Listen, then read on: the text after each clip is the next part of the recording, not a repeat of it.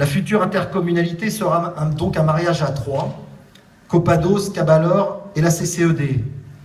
Ce qui est de bon augure si l'on en croit les préceptes de Louise de Villemorien, qui affirmait qu'un mariage, cela se construit à deux et se maintient à trois. Il va falloir réinventer ce territoire, modifier nos méthodes de travail et nos réflexes qui devront aller encore plus vers la mutualisation et la collaboration entre les communes. Les habitants l'attendent, eux qui sont de plus en plus des utilisateurs de services au sein d'un large bassin de vie, en faisant fi des découpages administratifs. Tous ceux qui vivent à Cabourg à travers ces associations ou ces services sont cabourgais. Plus globalement, cette fusion des intercommunalités, bien sûr, sera compliquée, car la représentativité ne sera pas cohérente, car de nombreux défis nous attendent. Néanmoins, j'en suis certain, dans un respect mutuel, avec à cœur de construire des infrastructures pour nos habitants, nous arriverons à conjuguer nos talents qui ont des complémentarités entre un tourisme vert et un tourisme bleu, entre des familles qui vont chercher des habitations à l'arrière-pays et parce que la côte est devenue inabordable.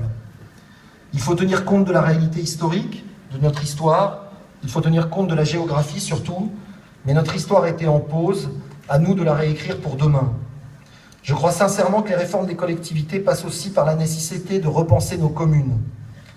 Le défi de ce nouveau territoire est passionnant, mais je persiste et je signe à croire que nous avons le devoir de redonner du sens à notre action locale.